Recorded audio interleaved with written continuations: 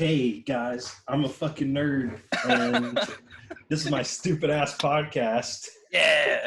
Welcome. And, welcome. Yeah, welcome to Dog's Teeth. Dog's Teeth Dog's Teeth podcast. What's up, dude? What's happening, brother man? Doing some Dog's Teeth. And Okay. dude, you gotta see this. I don't know how to show it very well, but all right, look at this. I did my laundry today. I have to go to the laundromat and all that shit, and so it's not just like in my fucking house like I miss. And I walked down there and I did it, and I had to do 2 loads because I had so much, so I did 2 dryers, whatever. And then it comes out so hot, man, and like I just throw it in the bag and I go home, and I don't want to fuck with it. And I was working, trying to do some work at home, so I just I got home and I don't know, I was distracted. I was trying to write and shit, and I checked it later and it was it's all just soaking wet.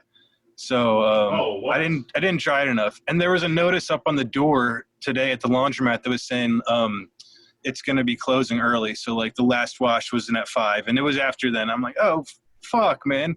So I hung everything in my room, just nice. On a hammock, and I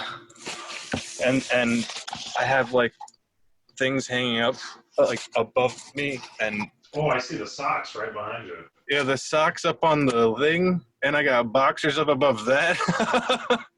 At least you have a place to hang all that stuff.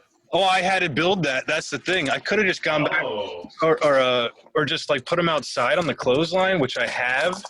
And I, for some reason, it looked like it was going to rain, or I'm just making excuses, but I didn't want to do that. So I didn't want to I didn't want the neighbors to see the brown in my lighter colored underpants.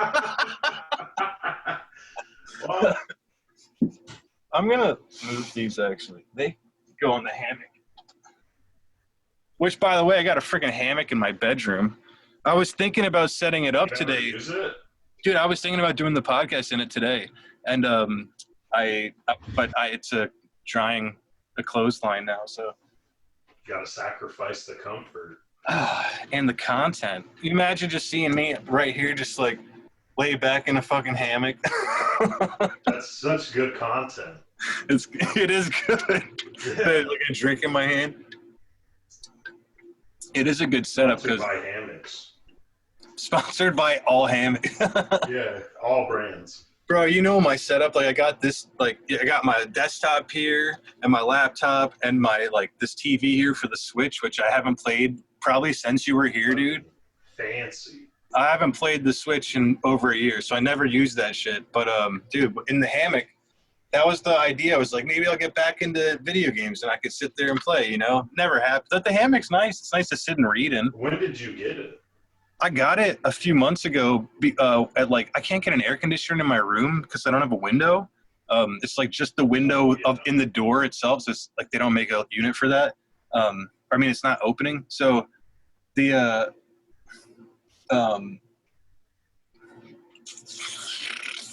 ultimate brain fart, dude. Yeah. No, I got it because it's so hot in my room, and being up in the loft is really just uber warm. It's even sometimes it's too much for Rava. Even she comes downstairs and goes to sleep in the bed down here. And anyways, it was supposed to be for coolness, heat rises, try to stay cooler down here. Yeah. It's just uncomfortable, man. It's nice to lay in, but you can't sleep in it, dude. It kills your back.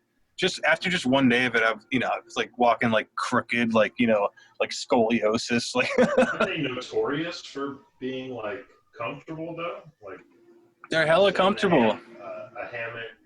Yeah, and you take a nap. Take a nap, yeah, but you don't sleep 8 hours in it.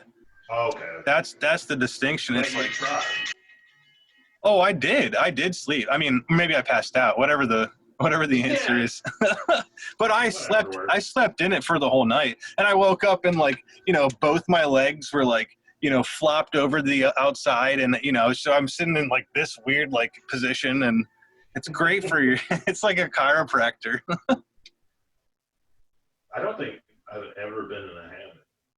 It's just What? not something I've been around. Yeah, You're not living your true life, dude. that's true. I think I am missing out in life because I've never been in a hammock. Yeah, like maybe that's like a class thing, you know. I'm a fucking brokey, dude. You gotta What step your game I'm up, dude. exposed. You Just gotta a step that peasant. game up. Hammockless peasant.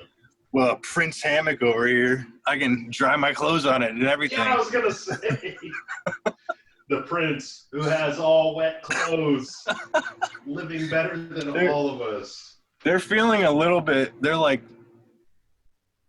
less than damp now, so that's good. Well, yeah, okay. Good.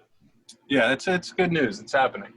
But I will say, dude, I had the opportunity to just like MacGyver this whole shit in here. Like, I looked around and I was like, I wish I had fucking rope, and I have no rope. So I'm like, what can I use? Damn. I have a hammock, and then I didn't even connect it where it normally is supposed to go. I just connected it to like my curtain rod up there, and then I'm like, I have a curtain rod. So like, you know, I hung other clothes up there, and then I'm like, I have a bungee cord. So I connected from the middle of the curtain rod to the top of like an opening in my loft on that side. So it like I've got, you know, on the clothes or on the window curtain, and then here's the bungee going this way to the loft. And then I was like, I'm fucked up. This is stupid. I went out. I'm like, I gotta smoke a cigarette. I'm stressed, you know. So I go outside. I have a clothesline outside. I have a full clothesline, but I tell myself it might rain. I don't have clothespins, so you know. That makes sense. And I see in my little shed that I built out there where I keep my weed whacker, I have rope. So I make the underwear and sock positioning, and I may just be the most glorious human being alive. Call me MacGyver, call me legend, whatever. You're so excited that you have wet laundry right now. That's all I got from that whole spiel. You're like, man, I love how wet my laundry is. I'm so glad my day was inconvenienced and I had to fix it myself. Let's cut all of that up until you just summarizing that. We throw that on the Patreon if they want to learn. You want to learn about my fucking laundry, and we just cut straight to, yeah, wet laundry, you idiot. Come on, no, I was listening. Right. Yeah. Yeah, I saw it. And that's 2 hours. But thanks for listening, folks. No, we got to cut. It's over. Day's done.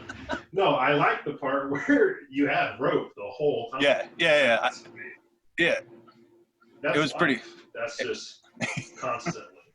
So if I had just gone out and smoked that cigarette earlier, I would have had rope. Smoker. But I'm not. Try to be good about it. I'm not good about it. It's hard. So that's a tough one. If you were, you would have gotten the rope. Got rope. But should have been a chain smoker. But positivity, I still got that rope. And it worked out. And then I got everything Next up. I'm time like, you need it, you know you have it. Yeah. You know, I was telling my roommate this earlier. I thought, like, at least for, like, the boxers and socks, like, I had this vision, like, to me, it felt like vision.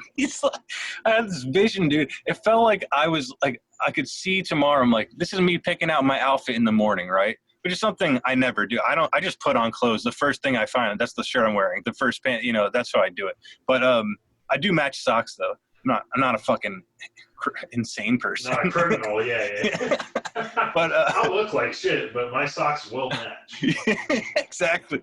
But that's so I had this vision of me like picking my socks and my boxers down like they were leaves or fruits from a fucking tree and just being like, that's what I'm wearing. It's like okay. Instead of going into your dresser, you're just having your shit hung up all about the room and you pick them. And I'm like, I might just leave them like that. I like that. I mean, it's high enough that it's not like I'm advertising my socks and boxers to everyone. And you know what? It aerates them. It's like, This is awful. This is absolutely terrible. No one wants to do that. I don't care how easy it is. That is a terrible idea. I'm trying it tomorrow, and I'll let you know. Would you feel comfortable having your mom like come over and you're like, "This is my room. Look around. I'm fucking living it up." Dude, you know my room. It's like a hallway to go to the backyard. So like I try to keep at least the hallway part clean. But if I could turn my computer around, you saw my desk right now. It is insane. It's a fucking nightmare. I won't even show it to you. I won't bother. But no, that's fine. That's fine. It's bad. And probably I still have the same exact shit plus more from the last time from when you were here, dude. I swear to God. Like, and was that like over a year ago, right? Dude, it's bad. It's not like garbage like that attracts food, but it's just like paperwork and like different letters and like birthday cards and stuff. Like I don't throw that stuff away. I feel like it's wrong to throw away a birthday card or whatever. But then and it's like I have letters from like the bank and like you gotta get more organized. I know cluttered space is cluttered mind. That's what they say. They say that, but it's like different for different people. Like, did my voice just crack? Yeah, you say that. Oh. I just had shit fall over because I made fun of you.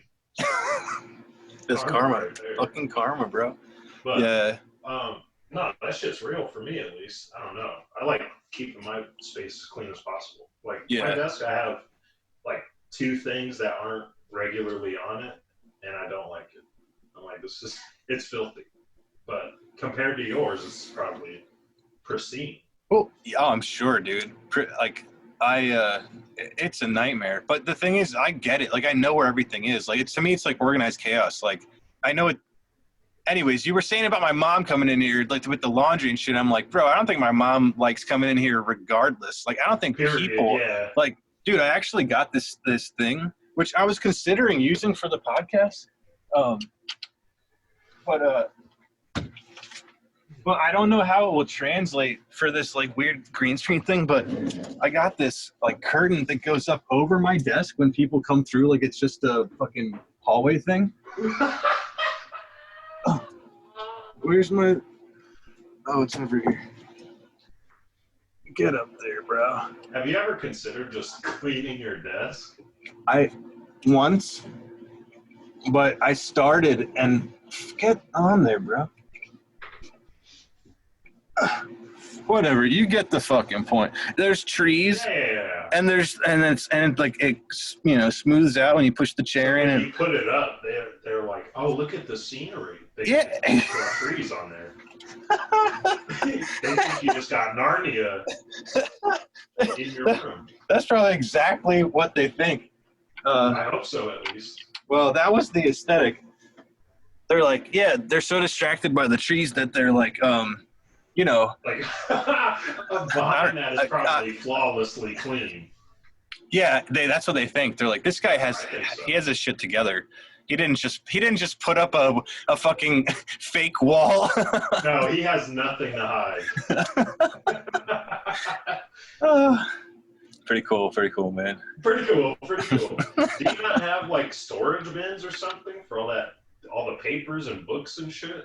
Bro, I got like two storage lofts, and like I built all that shit, and like I even have like cabinets or like. Is it all full? Little cubbies. To use it? No, I can't hear that well.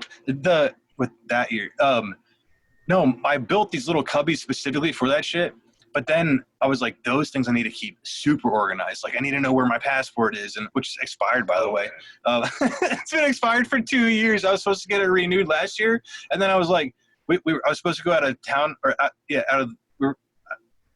forget where we were going. I was going to go out of the country. I think like Mexico again with my family.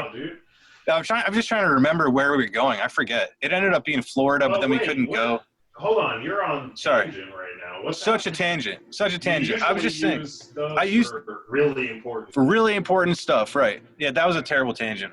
Anyways, I use them for important shit, and I can't mess that up, and so I don't add stuff to it, and I can just put the less important stuff under the important stuff. It accomplishes the same thing. That's a good idea. I literally never thought about shit like that. I need to talk to you more often. What in the fuck is going on here? That makes a lot of sense. I appreciate that. I hope you can use that information to better your personal living space. Yeah. What happens when it fills up? Then you have to decide, do I throw out all that Just stuff? Get a new storage bin. Oh, you get They're more. like $10 max. You get the little shitty plastic ones, the totes. Yeah. But it's like $5. space management too. I have like just this space to work with. I mean, I could probably build a loft out in the living room. Do you guys have like a closet? I have a closet. If you have a closet, like in the whole place, like do you have any? We don't have closets in the living area. Oh really? Yeah, I just realized I never thought about that. No, like there's we have closets in our bedrooms, but that's it.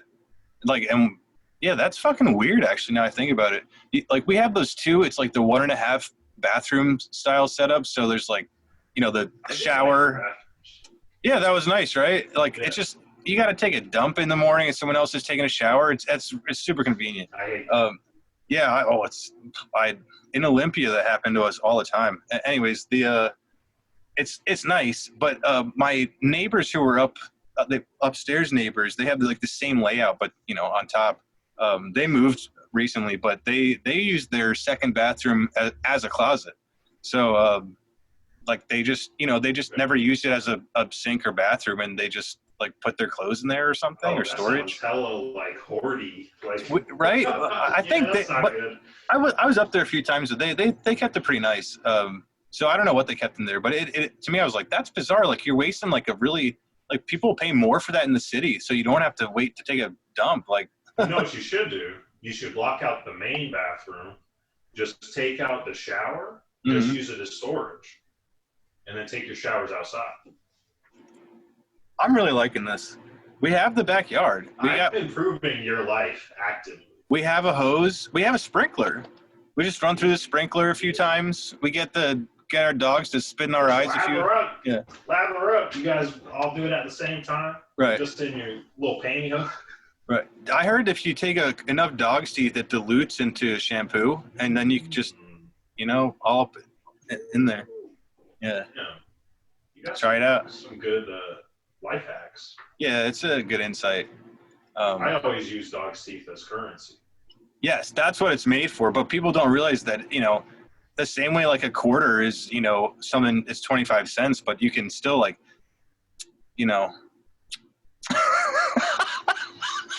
True. I mean, it's a piece. Thought about that. It is a piece of metal. I hadn't considered that. That's very insightful. Yeah. Like, what you could maybe strike a match with it. You can flip it. There's stuff you can do. You can't flip a dog's tooth, but you can take dog's teeth and make shampoo. And that almost rhymes, so it must be true. Oh, boom.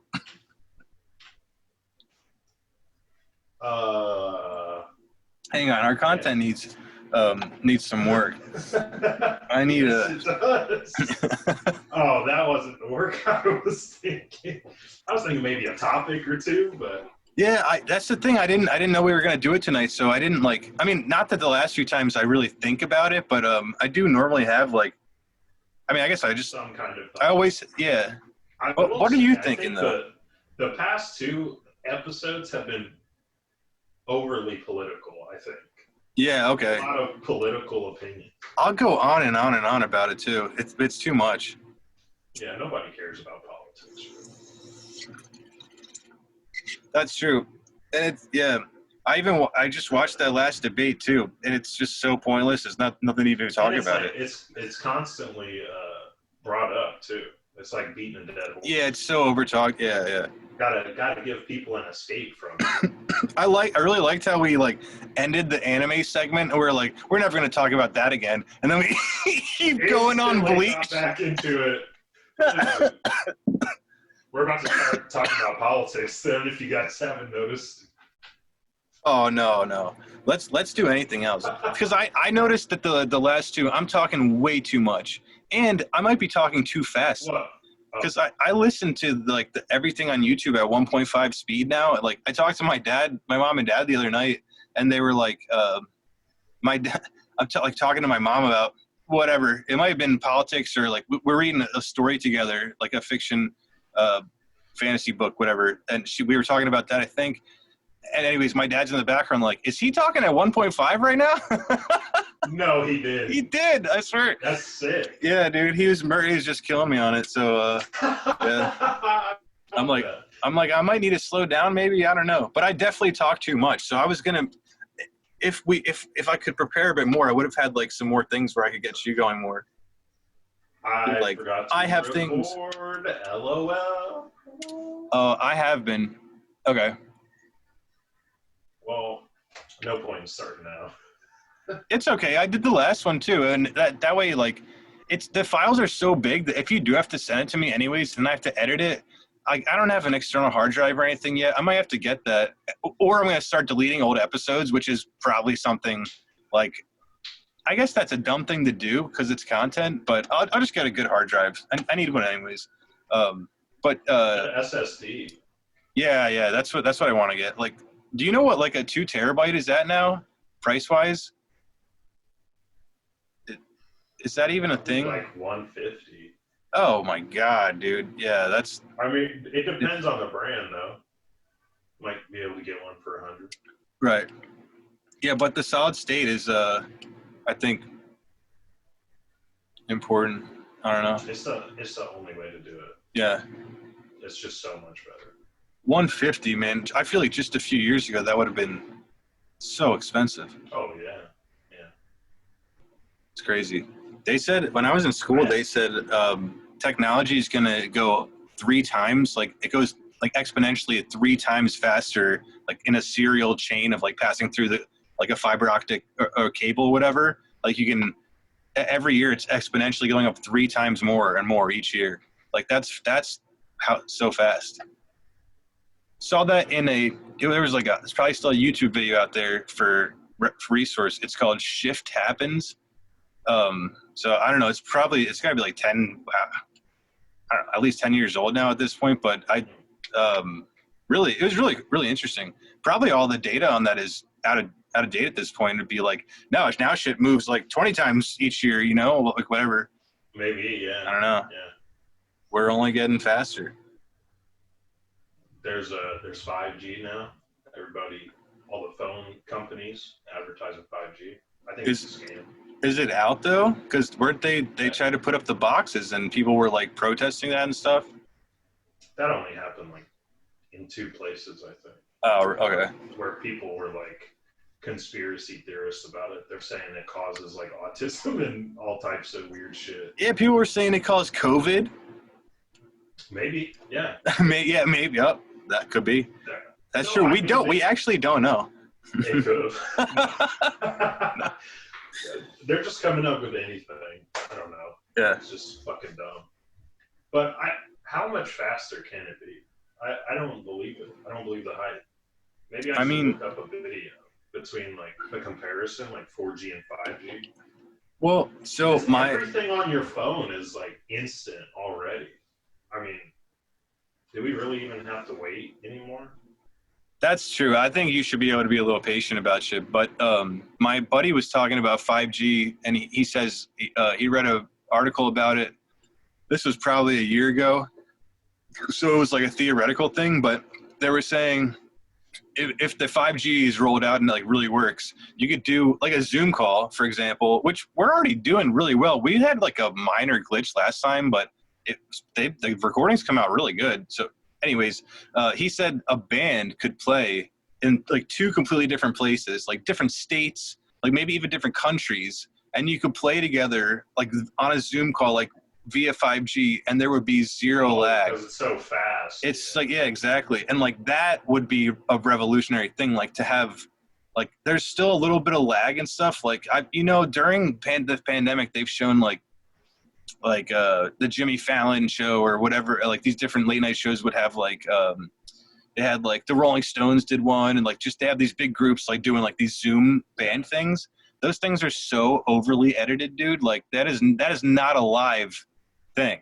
And I think a lot of people out there don't realize that, but it's like those are the timing to play those things. Like like right now we have like there has to be a slight lag, right? Like, and we're just conversationally talking, so it's not as noticeable.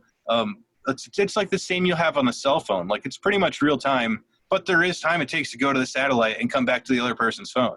Like with music, that fucks up the beat, even just like the tiniest bit, that compounds as the song progresses. You're gonna get thrown off, dude. It's just like, that's it. You can do it, but it's gonna sound dopey at some points. And because all those late night shows had them so good, like, I'm like, they are playing, like, they did the Zoom call, they're on video obviously, but like they recorded it each separately to like a metronome, surely they're linked up, then they send in that mix of what they actually like, recording on mics at their house, not recording on fucking Zoom. So like, actually the way you're recording right now, that's just what they did. They had a real mic set up, and Oh yeah. Well, shout out 5G. It's really fucking expensive, I'm sure. I don't know. Yeah, like, do we need it? Yeah. No. I mean, well, no. Eventually, like, if it's the only network available, then we're gonna have to, right? If it reduces issues, like if like internet companies start using it, I'm not sure. Yeah. If internet companies start using it, What would that do? Well, if it's like stronger, because people have been staying at home more now, so if everybody in your community is using up the internet, it'll slow down. So if it like prevents that would be pretty useful. Yeah, that's, what is that called? Like it's like bandwidth, like overload or something. Yeah. Yeah. Like, I mean, I think going faster it's only going to help. Like, it's all like numbers and figures, like data processing in the air, so it just goes faster. Well, the thing is, I don't get it. It's just it's hard to believe it can get any faster. It's like it's hard to believe that it even exists in the first place. Like, it's such a weird. That's like, true too. Yeah. They've shown like spectrometer, like what the hell do they call it? It's some weird type of photograph they use where they can capture like different like radio kind of frequencies, radio signals. Yeah, like, but like things that we can't see. And there was a place, man, I forget where I saw it. It doesn't matter. It was showing like Wi-Fi signals, and like just in your house, whatever. And they showed it in like rainbow colors, and it was like cool, like waves and like pulsing different lines, and like it just really, like, it looked cool, but it's like, what is that doing to us? Yeah. That's the thing, that it's just because like we're all frequency, and like it's everything like interacts, like like we're all literally connected through different like molecules that are connecting to each other through air and whatever. Like, it's weird to think about, but it's like we're all in this giant like jelly mold. Like, we may be separate little people in the jelly mold, but we're still connected by the rest of the jello, whatever. And anyways, that was weird. Well, you said it. I don't know. Jello. I hate Jello, dude. I think. Do you think aliens gave us all this technology? Because I don't think people are smart enough to really do anything. I think aliens just did it all for us. They talk about like ancient Egypt with the pyramids, but that stuff's been roughly like confused and looked at and like try to be debunked. But one of the more interesting things is about the transistor, which is like pretty much without inventing that, the modern like computer and like technology wouldn't have ever existed. Like, you probably know more about that shit than I do, even like different little component pieces. You're like, oh, you don't? Oh, I thought, because I know you put together computers and stuff. The transistor is like, resistors and capacitors and like, the tiny little like, just it's a little tiny things that you solder to like the chip itself, like the motherboard. Like, they're the powering components that like the processors, I guess, like the actual power. But whatever. A transistor was invented in 1947, when like right after the Roswell Roswell crash, whatever. Yeah. And so like people, like, there's a big conspiracy that like we took the technology from that spaceship or whatever. You know, they've looked into that too. Who knows what to believe? But the conspiracies that they got, it blah blah blah, and then they made a transistor and blah blah blah. Now we have computers, and so in a way that would answer what you asked. Like, did the alien like maybe did they directly give it to us, or did we take it from a crashed thing? Is it maybe a different topic? But I want aliens to expose themselves. That would be cool. I want to hang out with some alien dudes. See what like, do you think aliens? They have frats? Do they have frats? Yeah. Like fraternities. Get, like turned up, yeah. Yeah, like dude. The young aliens. Yeah, they play space pong. They're on like Space Molly and shit. Yeah, you play space pong and like the ball floats, and so it's really hard to get into the cups.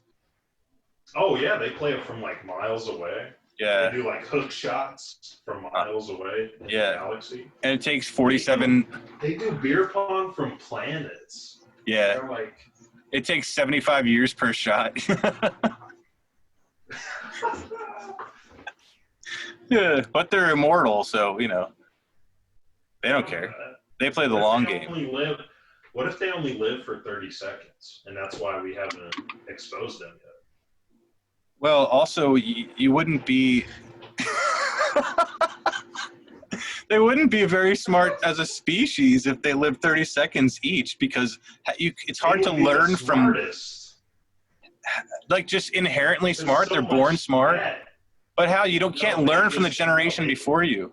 They get so much knowledge quickly because their time is running out. But you can't gain knowledge from the person before you.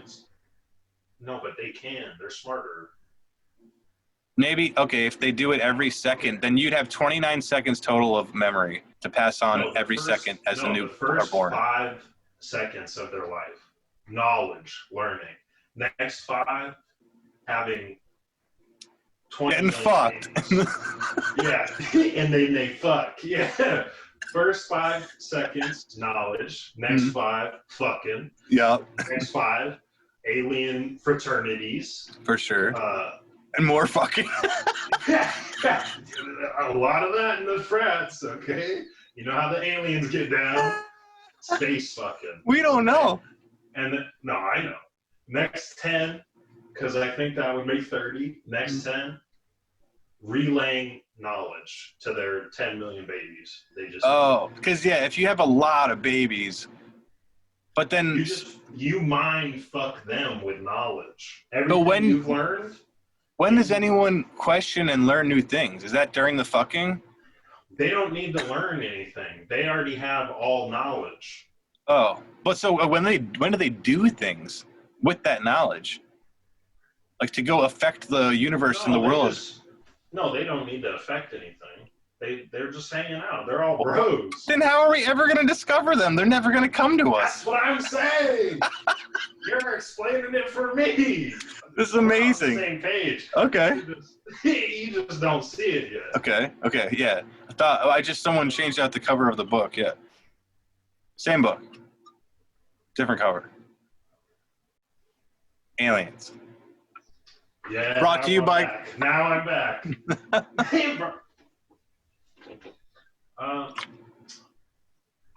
was cool. I mean... Yeah, what's cool is science. Wait. Speaking of aliens, do you remember when people like ran up on Area 51 like 2 years ago? Well, they said they were going to, right? Did they actually do it? No, they did, but they didn't want to get shot in the fucking head, so they didn't really go in there. They just stopped at the gates. Okay. We're having fun. Right. It was just like a social gathering. When they said they were going to storm it.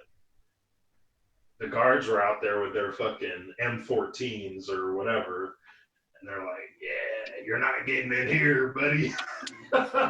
They do the Naruto run, dude. That was like to me, like we really missed out on a golden opportunity. When was that supposed to be? Do you remember the date of that? Was that like January or something, or was it like September? Last year. No, not last year. Well, maybe. Oh wait, yeah. When did they? It's hard to remember. I don't know. Dude, the COVID. I don't even remember what it was over. Like, what gave people the the thought to this is where looking up things while we're at computers would be. Bro, talking about aliens though, like they literally, that's why COVID is so it's so confusingly, like it's all they talk about, because like the government, like the Pentagon just like 2 weeks ago, right? Like look that shit up. The Pentagon just like 2 weeks ago said pretty much, yeah, aliens are real. And while we're not fucking talking about it, it's like they what did they say? They said that they had some guy though. They said one guy who used to be part of it, and he was like, yeah, probably.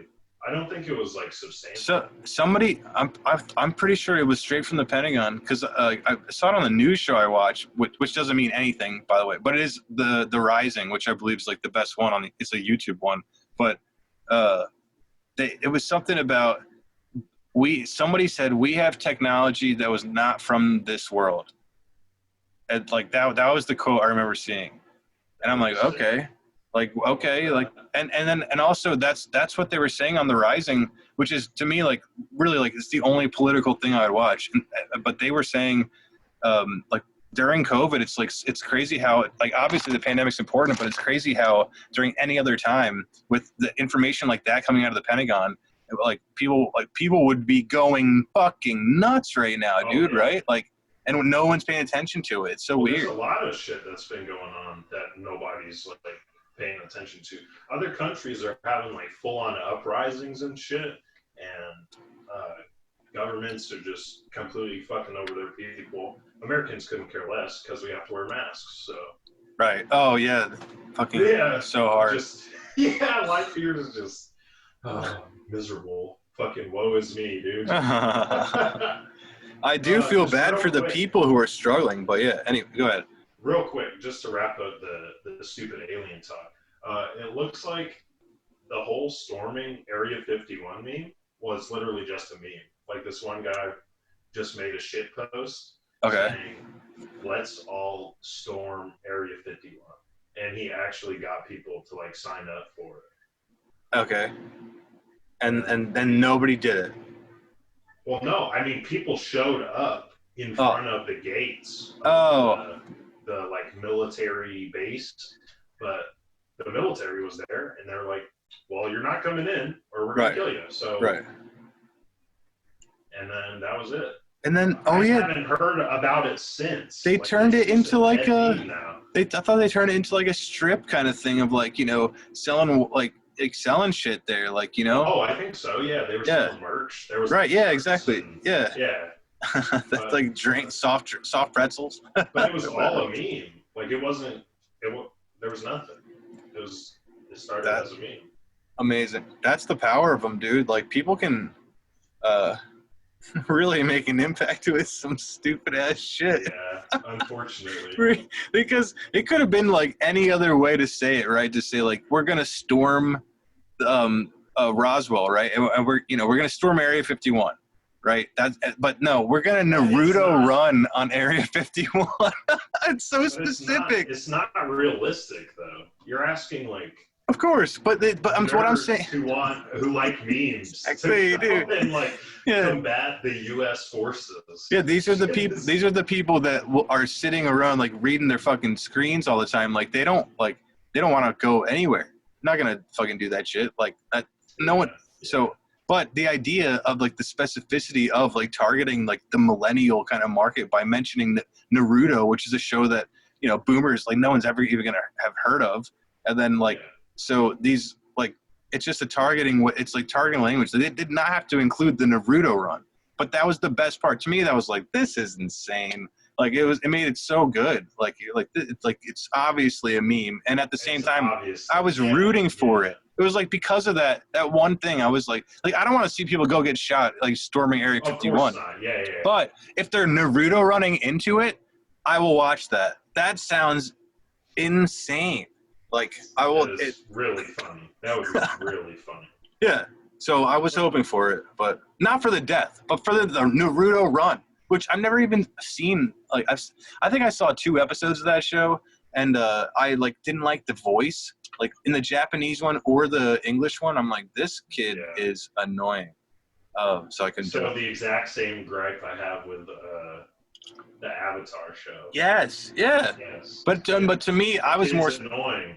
I was just specific enough about saying his voice. Like maybe the voice actor changes and gets better. I don't know, because that's to me is like Well, the biggest thing. He gets older throughout the show. I've seen that, but to me it seems like a lot of time commitment at this point. Like I haven't watched all of Bleach, and I really liked the first like couple seasons of it. But there's like 15. It's too much. Anime goes on way too long. There was a lot. One Piece is still happening. They That's have, like, yeah. an insane amount of content. They probably just have writers like trapped in a dungeon. Like you're gonna keep pumping this shit out, dude. They're at the bottom of a boat, just being held there, like writing. Just constantly on the ocean. Yeah. Damn. Half underwater. You know. That's how I would want to. They have to use write a story. Yeah, upside down, and their heads keep. If they don't like focus on the typewriter, they go back like this. Just to even sit up straight, they're drowning in the water. So you know they're dog's teeth. That's their nutrition and their currency. So they have to decide: should I eat my food or save it do for? I eat? Or should I save it for cigarettes? Yeah. That sounds like prison. Also brought up anime again, which is good. What? How did we bring up anime again? Well, we were just talking about anime. Oh! I thought you meant like that specifically with the. I was like, is there a dog's teeth reference in anime? Soon. Dog's teeth anime. The kid with the pink hair, like Charles. At the end of the second, maybe that's the reveal they do for each season. At the end of second season, Charles opens up and there's a whole shit ton of dog's teeth pile out of him. Like that's who was controlling him the whole time. This is fucking crazy, dude. They're like sentient beings. Each dog's tooth is a fucking. It's like a colony of ants. They're like fungi that connected to form one giant like myopic mycelium structure. Yeah. Tom. One big minds. We should cut part of this up and make it into like a rap song. Just like go in there and like I'll edit out like different bits. And then we should cut most of this episode and try and make it good. Good luck, dude. That's gonna be hard. Yeah. This shit's hard, dude. I'm already out. I'm out of content. I don't know what's going on. Oh yeah. Well, I read a lot, so I'm just trying to think of like what I read today.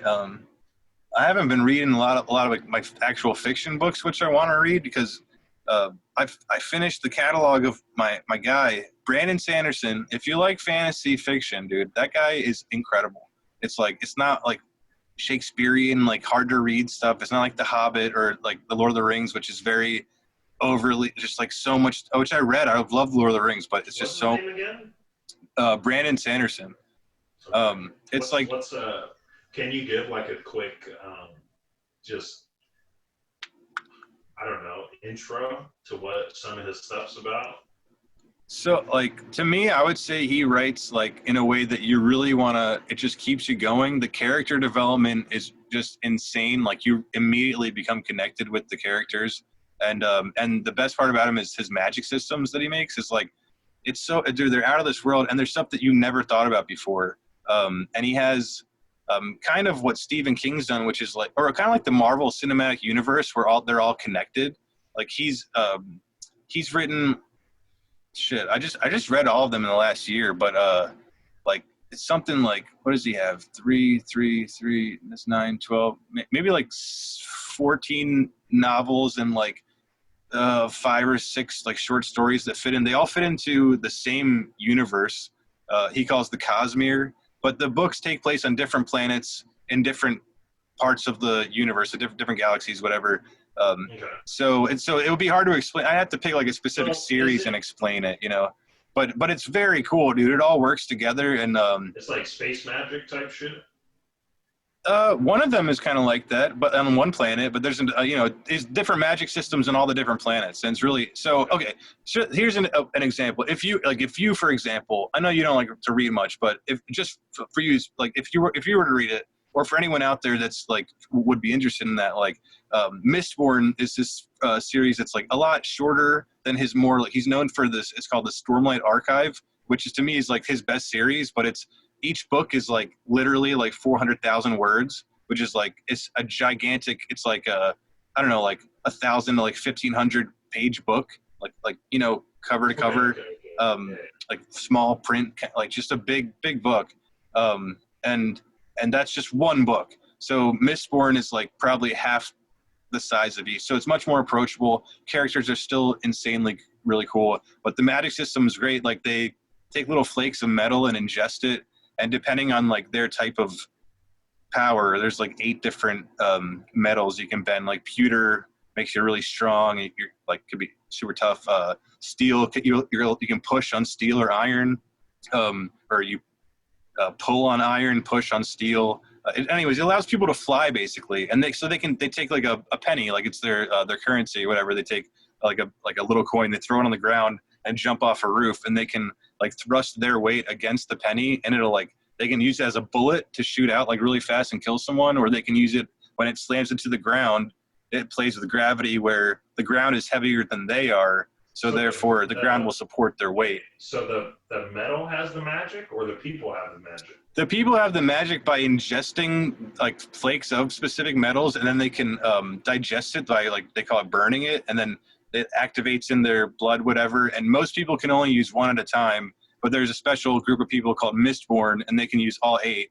And it turns out there are more secret metals to find. That's not a real spoiler. They hinted it earlier. But anyways, the Mistborn can do everything, and it's insane. It's pretty much like Magneto meets like Wolverine with like the healing, meets like I just and can like see like really far and like hear things like really well. Like so, I don't know what X-Men that would be, but it's like a whole bunch of X-Men combined. Copyrighted, dude. X-Men's coming for that ass. It's just a whole bunch of really interesting powers. The way they work together is just fascinating, dude. Anyways, I'm really into that shit. But I read all of his catalog, and it's and I. Is he still writing? He's like acting. Dude, this guy is the most prolific. I'm telling you, this guy is like, you know, the way people talk about Tolkien, like, you know, the Lord of the Rings, it's amazing. Oh, yeah, and he's from, you know, I forget when Lord of the Rings was published. This guy's like a better version of him. No, not. But he's this generation's Tolkien. That's what I mean. Okay. I wouldn't say better, but is he pretty popular? He's New York Times bestseller. Okay. He's like doing really well. He just had a Kickstarter for his new like a special like leather bound signing series, whatever. And he was like asking for I think like 700,000, and he got like 2 million in the first 10 hours. Like he's like really a big deal. And he's trying to get like movies made. So like if you don't want to read, I think they're coming. Like I think he wants to do video games. He might want to make some anime even like out of his content. I'm like that'd be interesting. Yeah, I wouldn't watch that, but everything else you said sounds pretty good. Yeah, the movies and TV shows too. He was saying like HBO, like kind of like that. He was looking for like if they would make this like Game of Thrones, you know, he was like up until a certain point, you know, he would be into that. Yeah.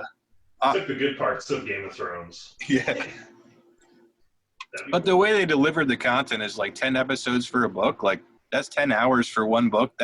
You could do that, you know, like could you?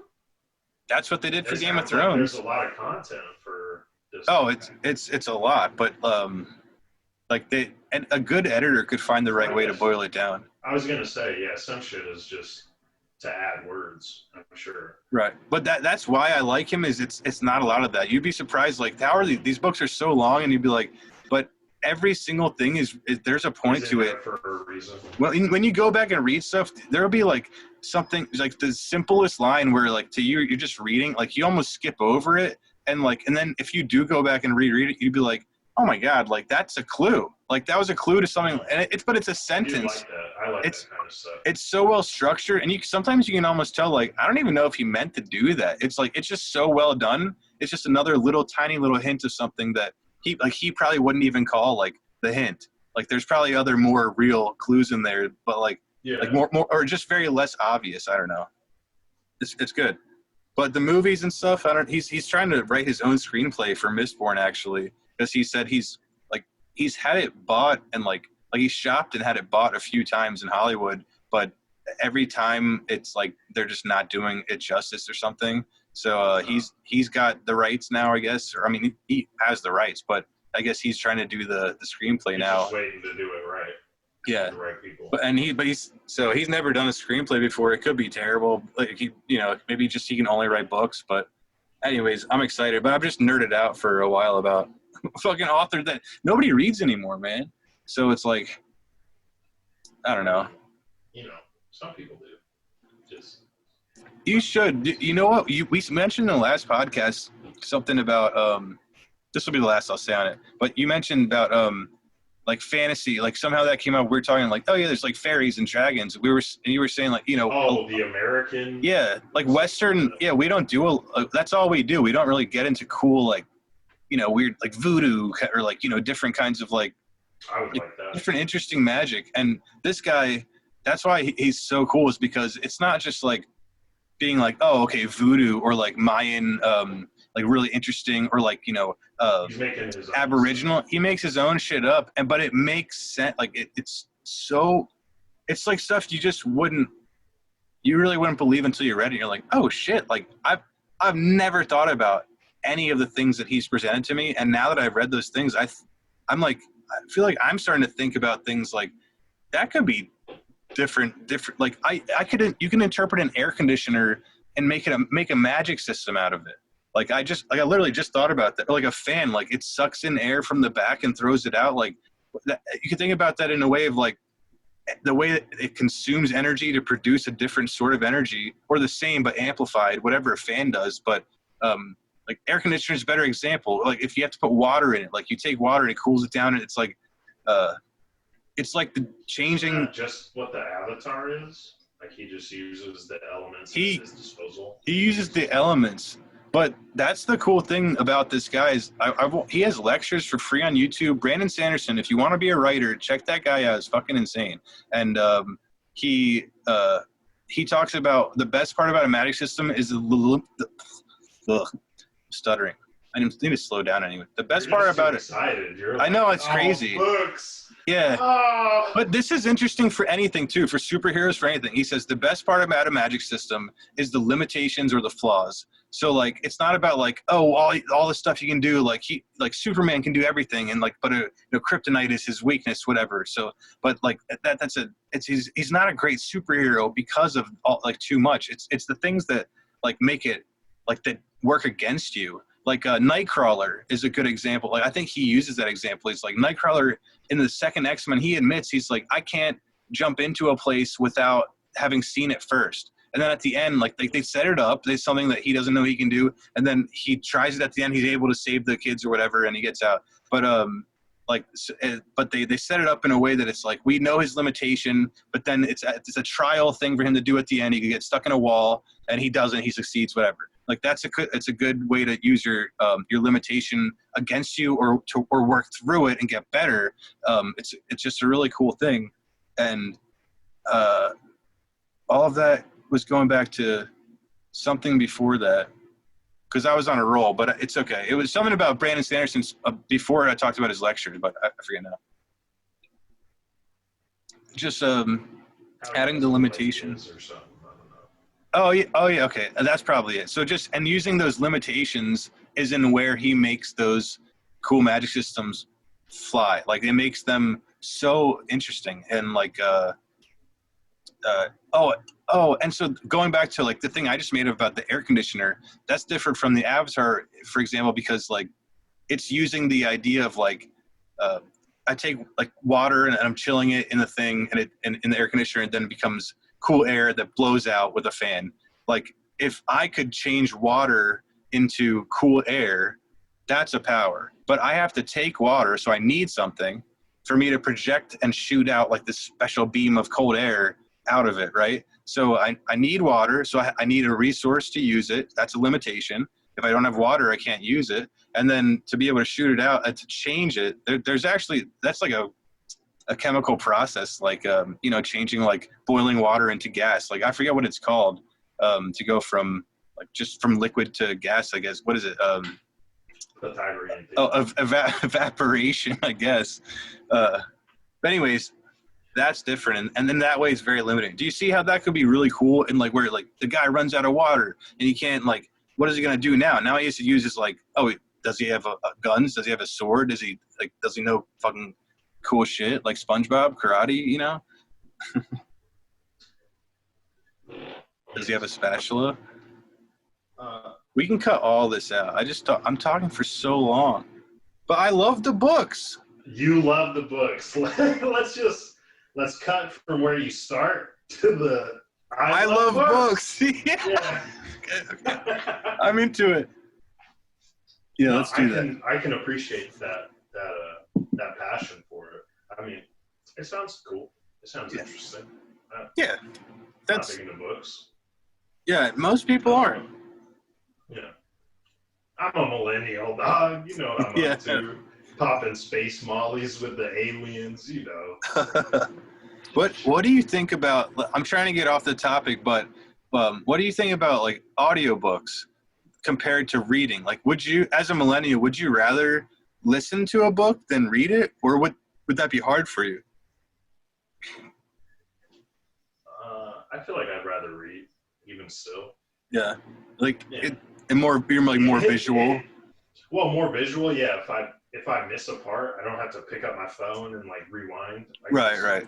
Reread it. Right. And it feels like cheating almost. Like if you want to get like the full experience, just read the book. Like I don't know. I know people are busy and it's like on a commute or something. Yeah. I don't think I would ever on a commute just pop open a book or like. That's what I do on every commute. It's great. But I read it on my phone. So I read on the iBooks. Yeah, no, that's different. That's what I'm saying. Like I would. Oh, you mean with the right? Okay, with audio. Right. Yeah. Yeah, I worded that poorly, but yeah, I don't need to listen to a book. I'd rather listen to music while I'm reading a book. Or. Oh, right. I don't know. Yeah, that's. I asked you that because like that's definitely a thing where people have differing people at my work. Yeah. Listen to audiobooks without headphones. It's fucking annoying. But great. Yeah, just Are we gonna have to cut that? Are they gonna know who they are? What? No. Okay. What? Drop the mic. Drop the mic. Yeah. So yeah, it's weird because I can't listen to an audiobook unless I've already read the book, like with my eyes. It's weird. So because I have to have. You can just say read the book. I don't think you need to say with your eyes. Oh, well, that's a distinction. Unless you're reading with Braille. Some people call it now in the book world, like they call it if just listening to it, the audiobook, they call that reading it. So they can say I read the book even if they just listen to the whole thing. That's cheating. Well, I get your point, but to them it's like, dude, digested the content either way. The content, yeah. But still, to say I read, to me, I agree with you. I think you should say I listened to it. Like I listened to the book, yeah. I read The Name of the Wind, which is another just amazing book, dude. It's fantasy, but dude, it's beautiful. It's like poetry on every page. Like I actually mean that. You can't put it down. It's like a really great campfire story almost. But I read that book with my eyes, and then I read it, and then it's on YouTube for free to listen to as an audiobook. And that story, it's like I said, it's like a campfire. It sounds like a campfire story. And the way they when the audiobook, since I have already read it, I can hear it, and like I know the characters, I recognize like what they're talking about. And dude, I probably listened to that whole book. Like it's a long ass book. I probably listened to it like 3 times now, but I read it once. Actually, I think I read it twice. I couldn't put that book down, dude. I read it twice and listened to it 3 times in the last year. I read it for the first time last summer. That's what I'm trying to say. That book was insane to me. It was like Name of the Wind, Patrick Rothfuss. What do you love, dude? You're so passionate about like other shit. You like, you like taking feathers and like taping them to your thumb to try to flap away. Remember, you would you'd just do that all the time. Like that was.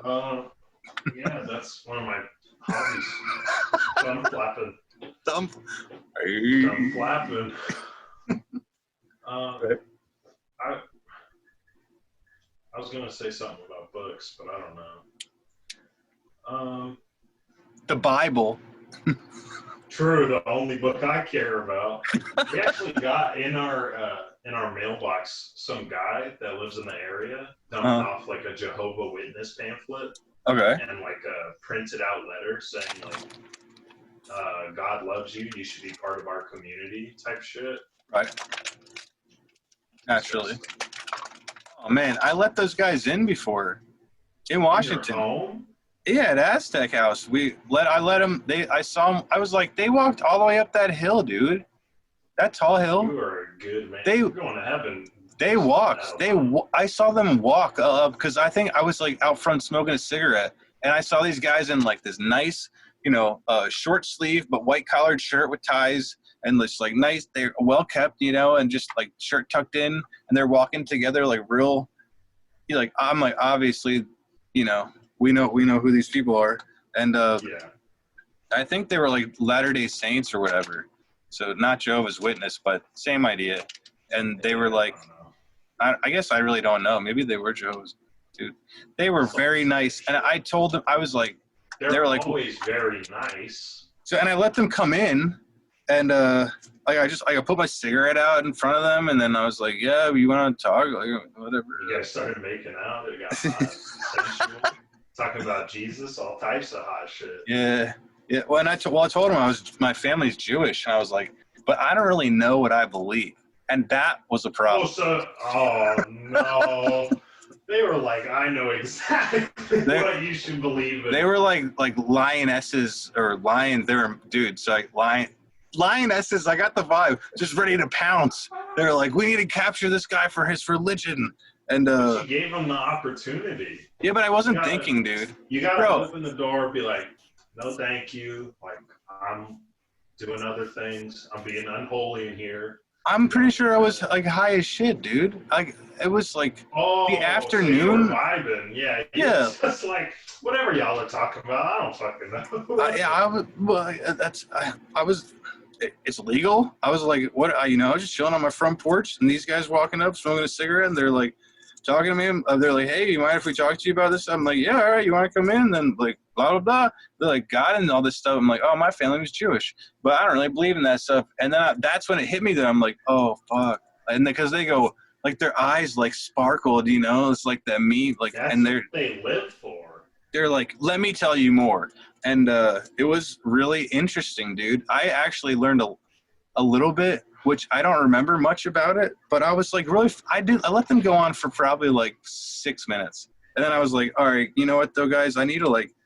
I must have made up some excuse, which I forget now. But I need to live my life. I have a dog. I need to like. Fuck. I don't know. Way more pressing issue than what we're talking about. Yeah, I was like, I gotta take my dog out or something. I'm trying to secure my way into heaven by fucking my dog right now. That's what I'm trying to do. Okay, you two are getting in the way of my business. Good day, sirs. Right. Yeah. I don't know. I'm always polite to them. Like, I don't want to fucking bum them out. I'm not insensitive. But at the same time, I'm not going to convert. Y'all aren't going to get me. There's no information. Y'all are going to come in here and say, God is good all the time. When is God good? All the time. You're like, oh, well, okay, right. Yeah, let's go. Yeah. I go, okay, I'm godly now.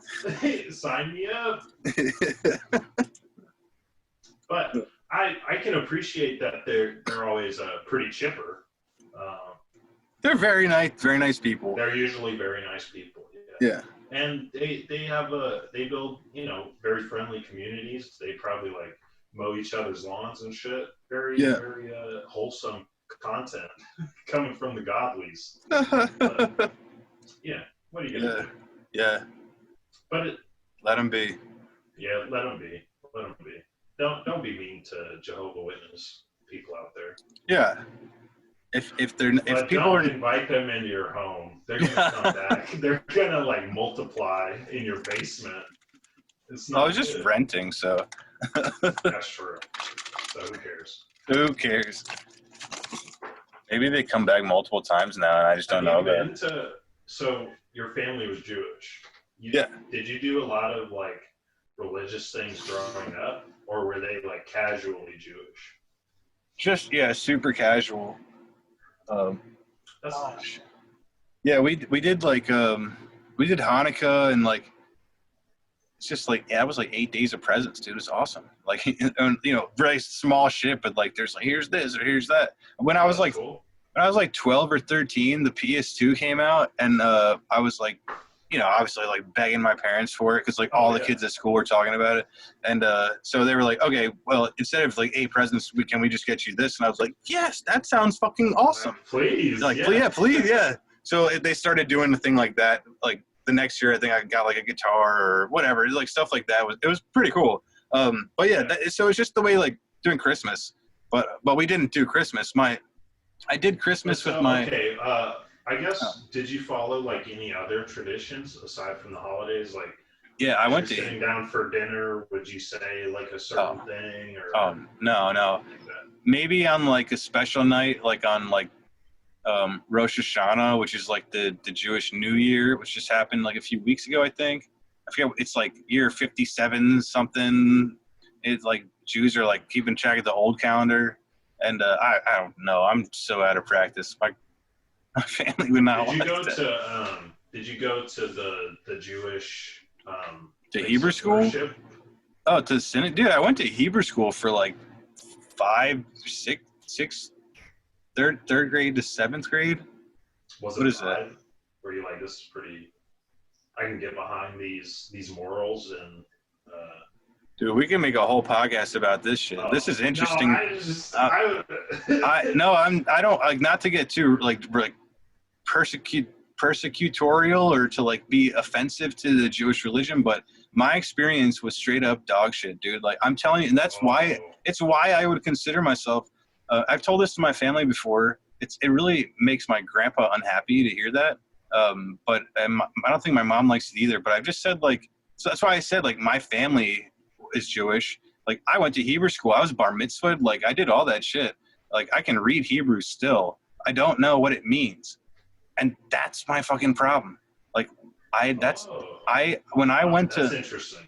Interesting. When I went to 8th grade or 7th grade, I learned French and Spanish, intro to French and Spanish. 8th grade, we got to choose which one. I did Spanish from 8th grade to 11th grade.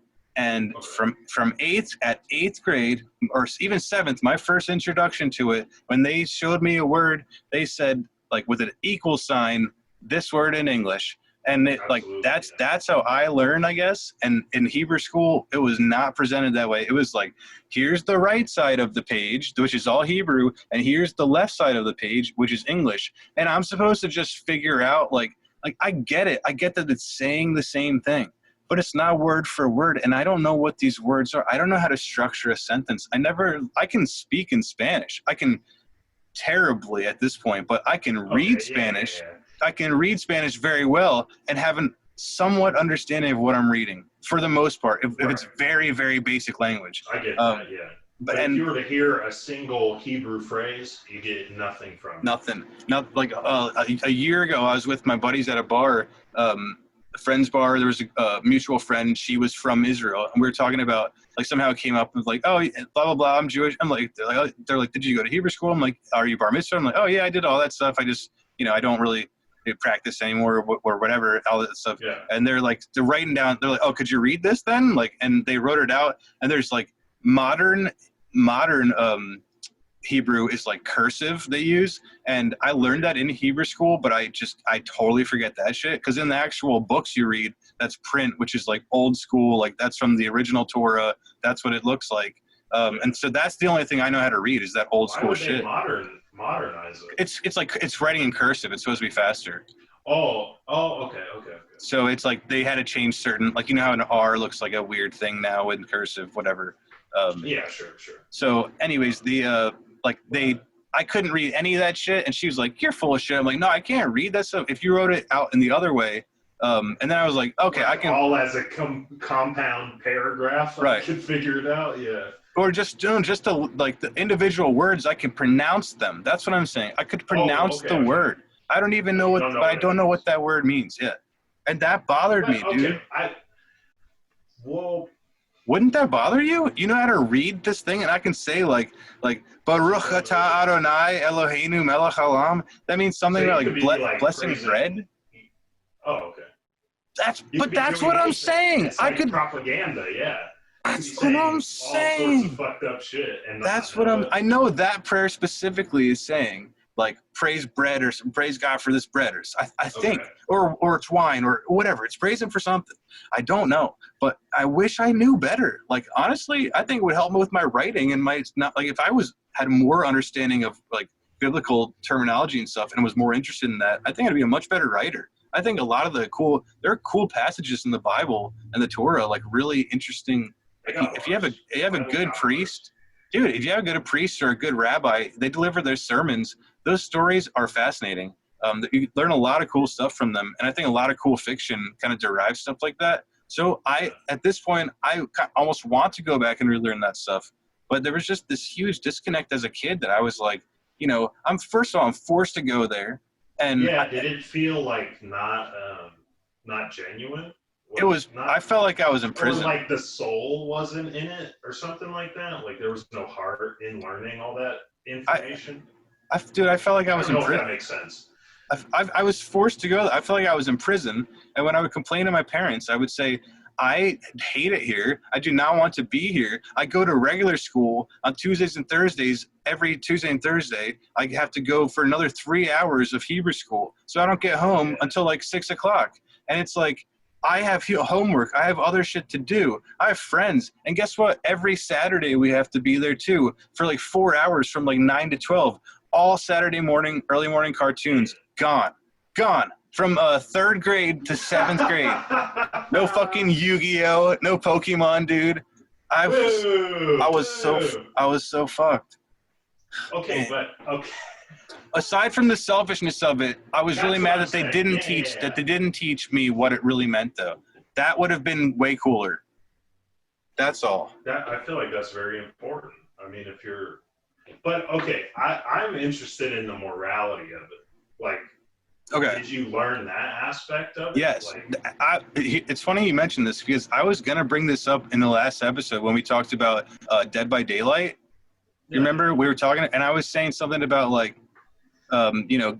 leaving to go and get help to bring back. I was specifically saying my friend's up on the meat hook, and it's like me, and forget about the supernatural crazy killer. There's just a regular guy with a knife, but they're up on a meat hook. They're already stabbed through their. Like, what am I gonna do? I go and get help, and that specifically comes from.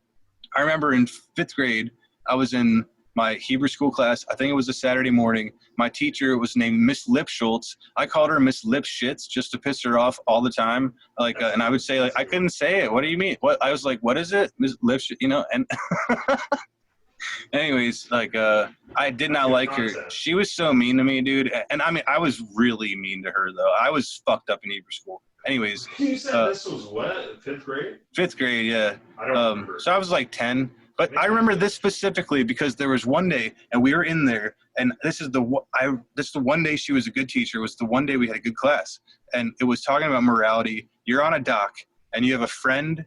There's a friend in the water who's drowning, and you don't know how to swim. What do you do? And that's what she asked, and we were like, well, what are the? Everyone's like, we're all like smart little Jewish kids. We're like, what are the parameters? Blah blah blah. Can we go? Can we go? My stocks today.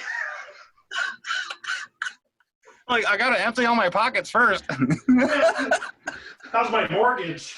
How much is left? Oh my god. That's so good. Oh man. Okay. So and no, they're like, okay. I just can we go get help? I feel like my initial reaction to that would be like, what tools are at my disposal? Like, do I got rope? Do I got like a little fucking savey thing? Like what can I do? Right. Because nobody's just jumping in the water to die. I feel like that's not reality. Right.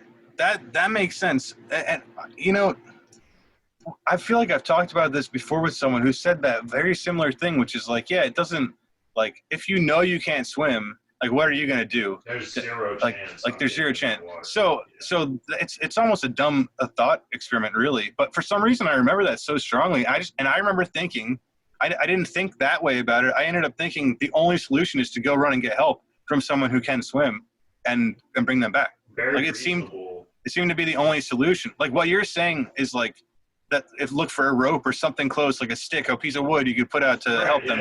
Like if that's not there, the only other solution is to get someone. Yeah. Right. I feel like Yeah. So what was the teaching in that? Like the teaching was in the thought of it. You should risk yourself, or No. The teaching was in the thought of like it's the moral of like you may be letting someone die by turning your back on them when they're drowning. Like to them, they might see you, but you also may be getting them help. That's what I'm saying. Like you turn your back on them to go run and get help, and there is potential for them to die in that time. But there's also potential for you to save them by doing the right thing, which is not jumping in and drowning with them. That it was like a value of life thing. And again, it's kind of hard for me to grasp that one. Yeah, I don't know if I explained it well. Am I dumb? I think I tried. I am dumb, but no, don't do that. Don't say that. Science. I mean, yeah. Fascinating. So, bringing it back. Yeah. Well, so there was some morality that you learned from, I guess. Yeah, we learned like genealogy and because I've attended so many different churches, like always, some deviation of Christianity, and like I'd say the one that I vibed with the most, or like took the most away from, was like a Baptist setting. Mm. It was just super casual, and the pastor, I think pastor, whatever, he always linked it to something like current. He would read passages and then relay it to real life, like just. That's cool. Like I don't think he was very like godly. He would just read out shit out of the Bible and be like, "This is how you apply it to your everyday life." Like. Right. In terms of just being a good person, like using your morality to help others feel like complete inside and shit like that, which I can appreciate. Totally. Yeah. Because if you're sitting up there talking about, which I've also experienced, like the devil's a fucking weird amalgamation of animals, don't make him mad. It's like, yo, I don't like this. Yeah, sicko time. That's sick. Yeah. I get that. There's been cool rabbis I've seen before too. Like, actually, like, you know, not to get like all sappy, but like my grandma just died like, I don't know, in like September. Yeah, just recently, and she like. The rabbi, like we had it was during COVID, so we had it not because of COVID, but during COVID, and we had like 200 people showed up on the Zoom call. Like it was crazy, man. Like I remember you talking about, and they were all like families and stuff too, so they're like multiple screen, like there was hundreds of people there for my grandma. It was so cool. She was like just so well loved. Anyways, the rabbi there, he's from the synagogue actually where I was bar mitzvahed as a kid, but we had a different rabbi when I was a kid. This guy he smelled funny to me. It was weird. Anyways, the new guy is like this really sweet guy, but he does that same thing. Like his sermon, he like ties it in with the current event and really just brings it home. But he's from California, so he's like super like liberal, like Californian. So he's like makes everything cool. Like he just has like this funny like almost surfer. He's like surfer vibe, yeah. That's and awesome. But he's a rabbi. He just brings it in with these sermons and stuff. And he's like, so it's like, you know, kind of like that. I mean, he's not as stonery as that, but its delivery is he's very poignant, and it's really cool. So I appreciate that stuff, but it's not for me to like go there all the time and like do the singing of the songs and stuff. Like I wish there was a place where it was more of like, it's kind of just the English. Like, that's why I would probably like church more, because Hebrew is like, you know, it's just, they're going to start singing songs in Hebrew and I don't get it. But like, when he does the sermon and he like gives a cool speech, I would want to see that. Like, I'll go there just for that. Yeah. It is a good experience. I mean, yeah. Even as like a shitter kid, I didn't want to be at church, but if the guy can tie it in and like make it interesting, it's a great experience. I mean, you're around just wholesome people like checking in on you and shit like that. They're like, how's it going, man? I'm Blake, because you know Blake's at church. Yeah. Anybody named Blake. He's Blake. Blake. Hi, I'm Blake. Yeah, and Chad and Trevor. Chad, yeah. They love church. Yeah. Yeah. But yeah, I mean, it is power, because I had a few of those too. Like, even as a kid, like hating that stuff, like there'd be a few times when like you'd like look up from like your, you know, trying to like stare into the fucking like, wall. Yeah, trying to like rip the skin off your fingers. Yeah. You like look up, be like, huh, that was a good point. And then you go back to stabbing. Yeah, you just got a knife. You got a burnt cigarette, you just go. They're They're like, who's smoking in here? What's that? Good point. You're looking over to your parents. This guy's good. Stab. Yeah. Oh, our churches had like cool community events too. That shit was awesome. They'd get like hella pizza. There'd be inflatable slides and like pools and all types of shit. They did that. They did that for the synagogue too, I think. But I feel like there's some like funny Jew business going on at like let me just hear me out. There's like I said Jew business in the way that I don't even mean, because there's this whole other Jew business, dude. But they got this Jew business, but this Jew business, something different. All I'm saying is like they want Jews to reproduce with Jews to make more Jews. It's like a very common thing in the Jewish faith, like in your family, like especially your grandparents and like people surviving the Holocaust and stuff. Like you get it. It's like trying to, you know, keep your lineage going. Keep the faith. Like there's very few Jews. There's like 2% Jews in the world. Whatever. You know, I get that idea.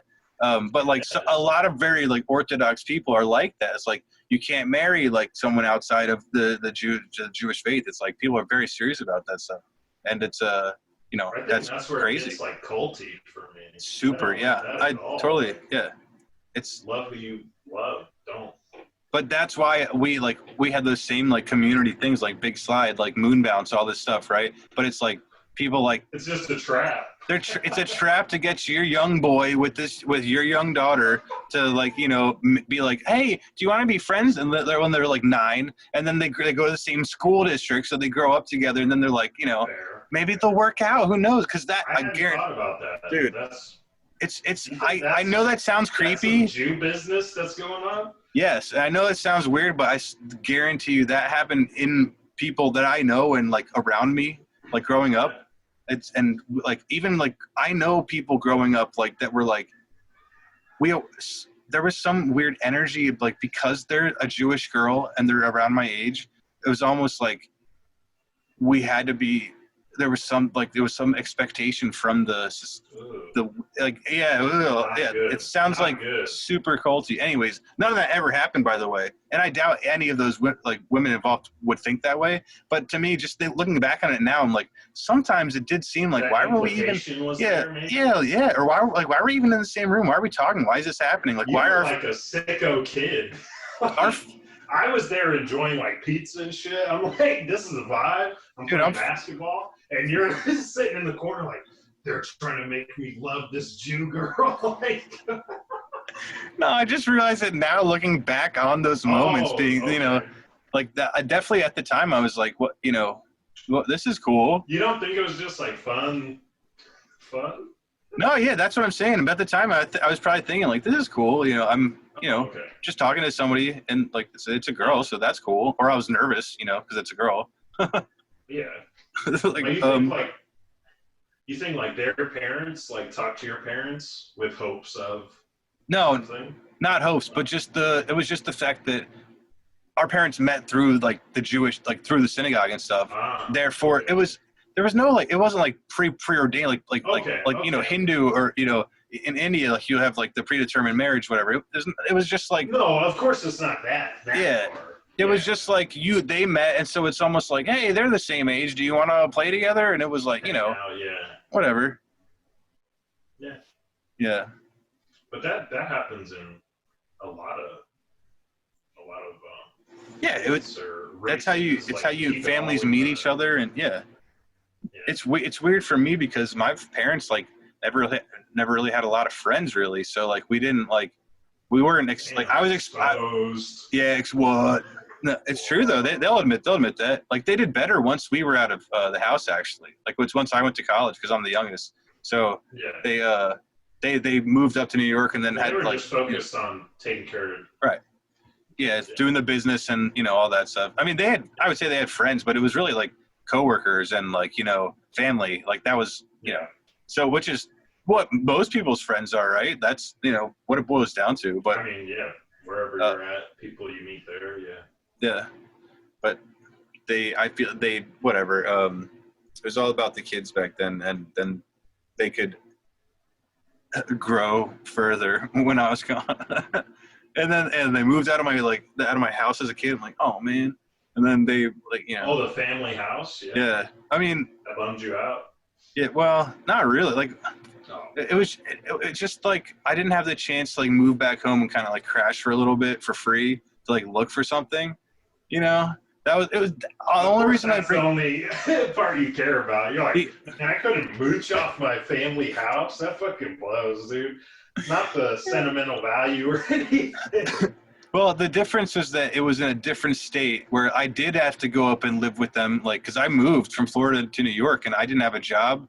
Like I needed somebody to help me out, so I stayed with them in Long Island. They had an apartment there, and I stayed there for like a month, I think, before I ended up moving in with my sister actually in Brooklyn, and that's where I first moved into Brooklyn, and because she was like, hey, if you're here, like I'm looking to move into Brooklyn, and if we can, like I'll be able to. She was like, I can save rent money if we get a 2-bedroom and split it, and I'm like, okay, that's my entry point, right? And I was like, I guess mom and dad are gonna help float me for the first couple months because I don't have a job lined up at all.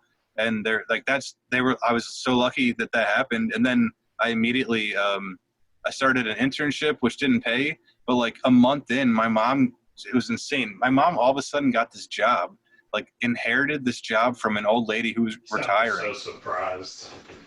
I'm telling you, it was like my mom got a job. It was strange. Did I say it like that? Yeah, just for a moment. I don't know.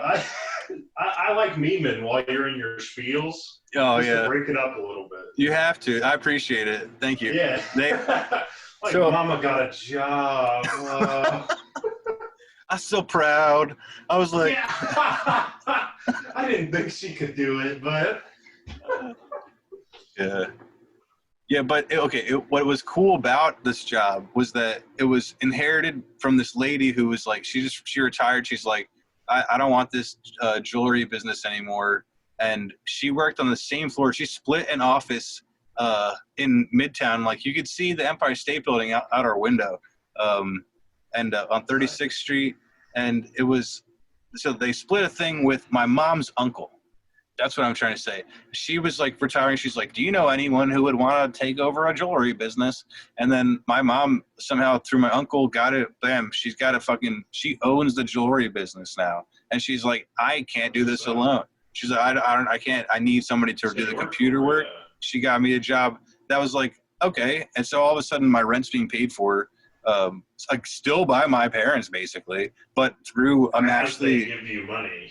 But like I'm actually making her money. Yeah, exactly. So it's like, right, yeah. And not only that, like we had customers. Like we had a lot of customers because we didn't like it wasn't like a new business. It was like a going like 30-year-old business. So like there was, so there was a lot of fucking work to do. But still, it was like that was so lucky. Like to just like bam, end up in New York City and bam, have that going on. But I didn't get to have time out like in Delaware to like go back and see like friends and stuff from like high school, like because like or just to see around that area because I graduated super early from college, and then it was just like it would have been cool to like I don't know. My sister got to do that to come back for a little bit. The hometown. Yes, just for a little bit longer. Yeah. Yeah. But so I didn't get that, but it was cool. Whatever. I took the only passenger train that you're allowed to drive a car on. It goes from Virginia to Florida. It's the only train in the country where you're allowed to drive your car on the train, and it goes from Florida to Virginia. And so weird. It's crazy, and you can then you like there's like a sleeping car. Really dark box, like you're just. You're not. You don't sit in. You can't sit in the car. No, Why? you give them. You give them your car. They have to drive it on and park them crazy. But boo, boo. Still, then just drive on in there, like. But my car was super old. I didn't think I could make it. I was going from Florida to New York, and I didn't think I could make like the mileage. I was just like, it was really, really not great. What kind of car was it?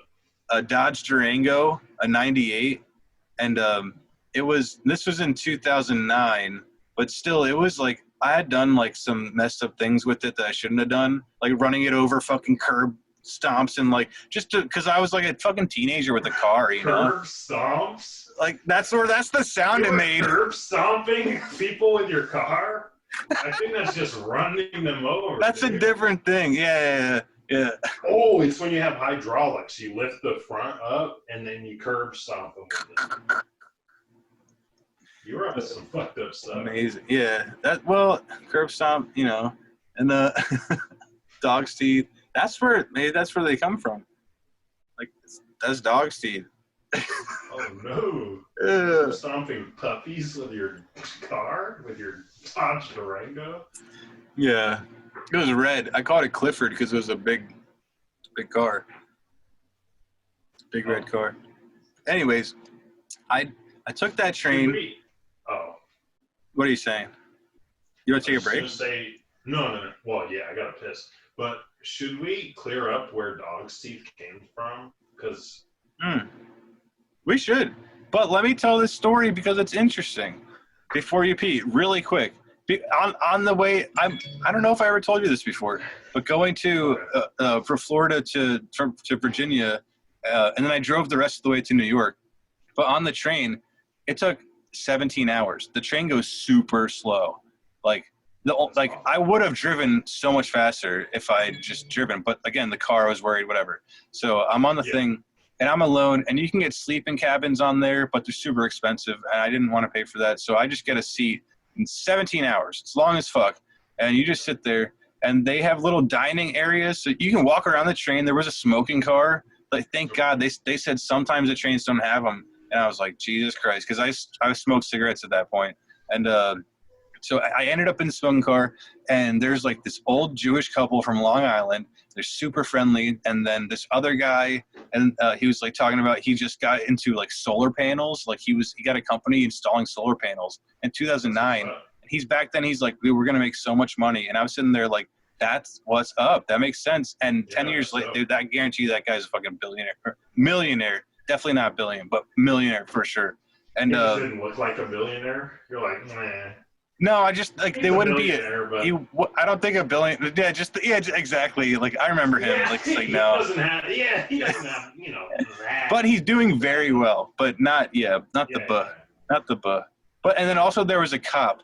There was an off-duty cop, and so that was all of us in the smoke section, and it's a whole train car. So I got friendly with like those two older Jewish couple. And you can tell when it's like a Long Island Jew, like especially because they're like, "Are you Jewish?" And you're like, yeah, my family is. I was raised like, "Are you bar mitzvahed?" I'm like, "Yeah, I was," you know. And they're like, "Oh my God, this one time," they just start telling you they love you. It's like your family all of a sudden. I don't know why, but that's how it is, and they're very sweet.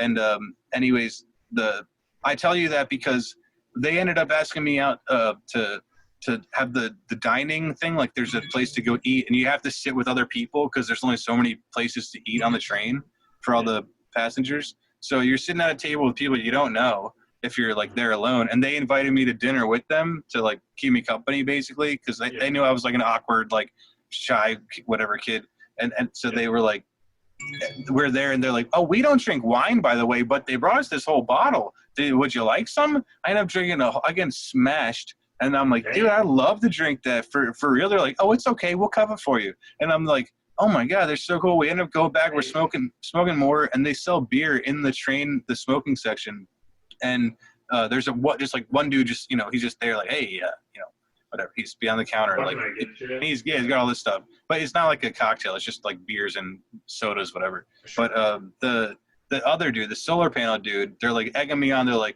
oh, let him get a beer. He's 19, but we got him. We'll take care of him. Whatever. Let him get. And the cop, the off-duty cop, is there, and she's like, guys, she's like, how old are you? I'm like, honestly, I'm 19, and she's like, I don't know about this, and and the guys like solar panel guy and the Jewish couple, they're like, oh, come on, dude, like he's 19, like we'll take we'll go, and they're like, the cop goes like, okay. And then she pulls her gun out, bang, bang, bang. Yeah, exactly. And then everyone dies except for me. Even like it bounces off the train wall, it hits the cop. And so I come out looking like a serial killer, and I did it all with my mind, and so they're like, "There's no fingerprints. How did he do this?" You're the mind thing freak. You were talking about earlier. Chris Angel mind You're freak. the mind freak. Yes, I knew that about you. I said, as soon as I saw you, I said, "This guy's a mind freak." Mind freak. Mind freak. You got some Jew business I don't know about, too. I can see it in his eyes. He got Jew business about the way he runs his Jew business. Let me tell you that. Get on board. Here we go. 1, 2. Blue Chew. Blue Chew. This episode sponsored by Blue Chew. I don't even. What is that? Is that the cigarette one? No, it's a. Oh, is it? I don't know. I hear all these things. I just skip them on the podcast. I'm like, ugh, I don't care. I hear about it on podcasts too. I think it's an erection pill. I think it gets your dick hard. I think that's what it's about. Dude, my sister just texted me. She said, Jeremy, Borat's middle name is Margaret. Did you know that? Like the character? Yeah. Yeah, it must. I guess because the movie came out tonight, so they must all be watching it. I gotta see that. Yeah, I'm supposed to. Prime, but I don't have Prime. I got Prime, but I can't. You still have to pay for it anyways, I think. That's why I'm confused about it. You still have to pay for like the movie, I think. I don't think it's like free just because you have Prime. Me too. I hate it. What? But my friend we're gonna watch it together on Sunday, so I have to wait. But it looks. I heard it's super funny though. I love the first one. It's really good. Yes. I like it. I can't do it. I like it very nice. You give me. Nice. Yes. Okay. Yes, so much. Yes. You have to go to bathroom. I go outside for dog walk, take cigarette right here. Bye. Goodbye.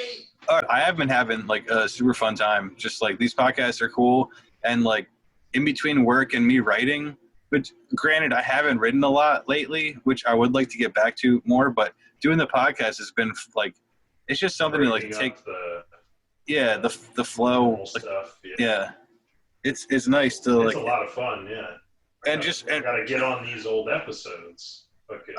At least watch the first one so I can put up that one as soon as possible, and then we should just do like weekly after that. And at this point we'll have like a catalog built up, so we just like keep putting it out and like be ahead of the curve. Dude, this is interesting. Let's talk podcast stuff. Like I I watched an old podcast from it's Whitney Cummings, that comedian. That lady. I don't know, she has pink hair. She's a comedian, but she does a podcast called Good For You. And she had on Bert Kreischer, who's a like stand-up dude, which by the way, just this last week I watched, he has a Netflix special. He does stand-up, but this special is like a five episode like TV show. It's called The Cabin with Bert Kreischer. Bro, it is fucking, it's hilarious, dude. You should watch it. It's 5 episodes, like 25 minutes long each, whatever. But You said it's a stand-up that they no. He is a stand-up comedian, but this is just a show. But basically, it's him. It's him in a cabin trying to de-stress and get away from his family and the touring life and everything. But he ends up turning into a TV show, and he invites all of his comedian friends out. So each episode is like a different group of comedians who come out with him and into this cabin in the wilderness and do weird, like just meditative, but like weird. They're all. It's very funny, dude.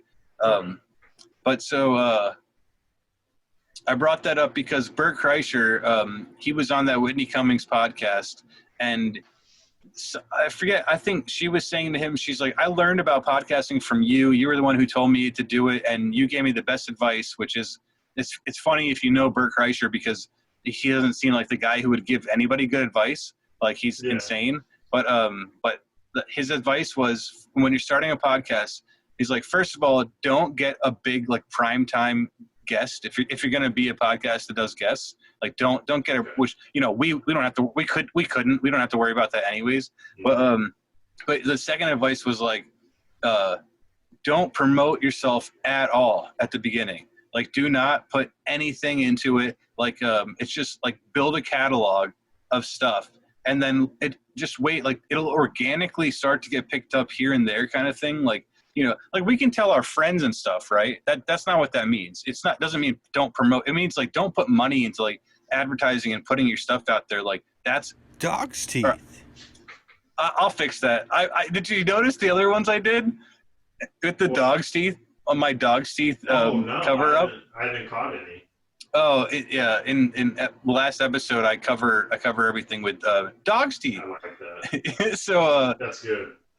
Anyways, this guy was saying, like, don't promote early, like, don't put money into it yet, like, just build up a catalog, and you will, like, eventually you'll organically, people, not only that, but like, they'll find your latest episode. And I know I've done this too with, like, Joe Rogan, for example. Like, I'm listening to the latest stuff, but there are some times where, like, I'll get a recommended video of, like, an old, like, 3 years ago podcast, but it's like some interesting scientist or whatever, and then I'll listen to it. They're always really interesting interviews. I don't know why Joe Rogan gets so much flack. Like, everyone thinks he's this meathead, whatever, and maybe he is. So he would probably say that about himself. But his interviewing, he seems very intellectual. He remembers things. He talks to people about that stuff, and he has interesting scientists and doctors and, like, research, you know, philosophers, whatever. Some of those shits are really interesting. But so for the same reason, like, not that we're any of those things. Obviously not scientists or philosophers or any of that shit. No. But it might be if someone comes across episode 6 and they're like, oh, I just like having these guys on in the background. They're goofy, whatever. Then, like, maybe they'll watch the first few episodes too to kind of, like, see how we got there, whatever. Oh yeah, I mean, I'm not really pressed on getting a fucking cult following. Right. No, obviously, no. Like, nobody's. We make a joke about, like, nobody's gonna watch it. Nobody's gonna watch it. But it is really fun just to do it and hang out, and, like, it's also something I've seen in all those podcast people is, like, they did it for years, and, like, even for, like, celebrities and stuff, like, they were like, nobody watched it. We just did it because it was fun. So in the same way, like, you know, what I'm saying is, like, in, like, years, in mind, like, in a couple of years or something, if people are like, oh, these guys are silly, like, you know, it's real. I think that's really important. Like, we're not going to monetize this shit. You know what I'm saying? Like, we won't be able to make money from this shit until, like, maybe if we go on for 5 years or something, and that's like a huge time commitment. 20-30 years. Yeah. No, like 2030. Like 2030. Yeah, like 10 years. Yeah. 10 years. Yeah. Right. Exactly. And yeah, that's a long ass commitment, you know. But, like, that's especially, like, once a week, you know. But if that's how they do it, that's how they keep it up.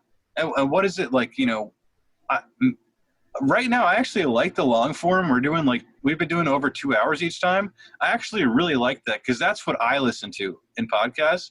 But, like, I know some people will definitely not like that. Yeah, it's too long. But I was thinking for those people, like, it's way easier to make clips out of longer.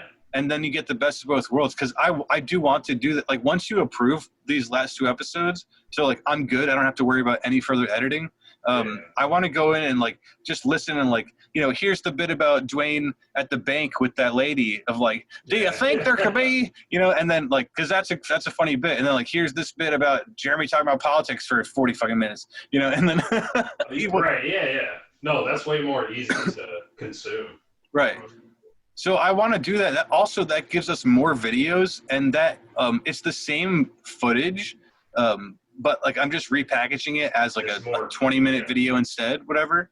But lazy way to get more content. But not just that, the YouTube algorithm, like you're not allowed to get monetized until you have, I think a certain amount of videos. I think it's 1,000 subscribers and like 10,000 minutes or something of footage, something like that.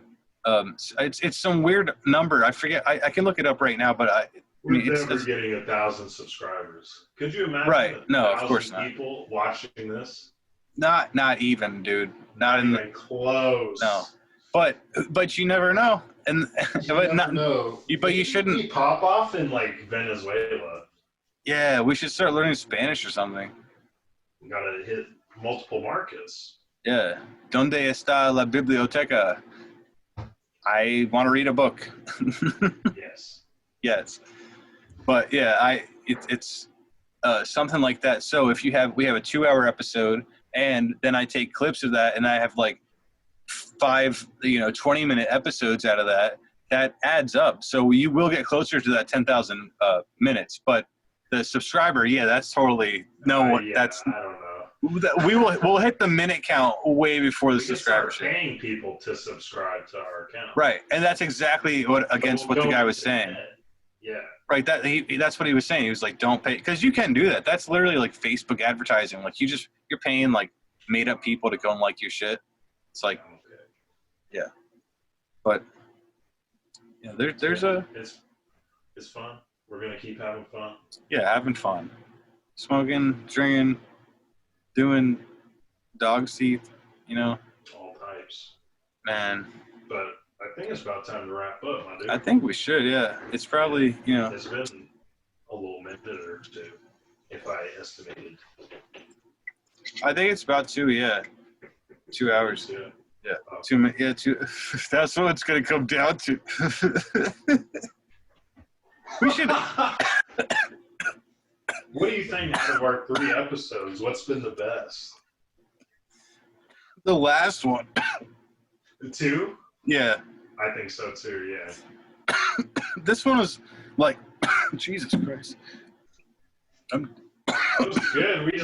We weren't really talking about shit. We got into like a few interesting things, but a few really good things. I like the religion talk.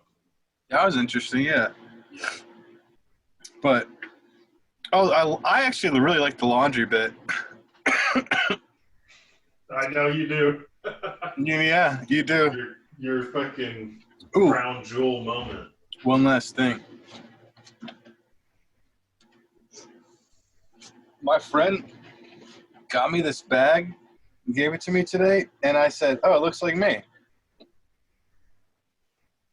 I like that. I like it. He kind of does look like you. I'm saying.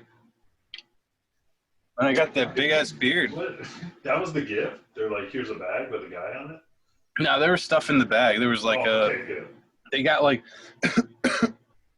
like barbecue, like a spatula and like the tong things. They got you a blow dryer for your clothes? Yeah, for my hair. Sponsor this haircut. Oh, I forgot to mention it this episode. Oh, Sports Cuts. Yeah. Who else is in the mall? I don't know. They're all garbage. Haircut.com sponsor. Ooh. Enter code DOGSTEETH for 5% of your hair to be cut. Enter code DOGSTEETH for a virtual haircut. Just be careful and don't move. Like that. Yeah. We'll fuck it up if you move at all. You have to stay in a Zoom call completely still for an hour. The laser shoots directly out of the webcam and that's 5G. 5G. We figured it out. It took us the whole podcast. We brought it back. We made a Venn diagram out of concentric circles that formulated into a diamond of knowledge. You're welcome. Ooh, on that note, and dog's teeth to you. teeth to y'all and to all the dog's teeth. But more importantly, get fucked, nerd. I can get behind that. Yep. All right. Get fucked, dog's teeth. Get fucked. Yeah.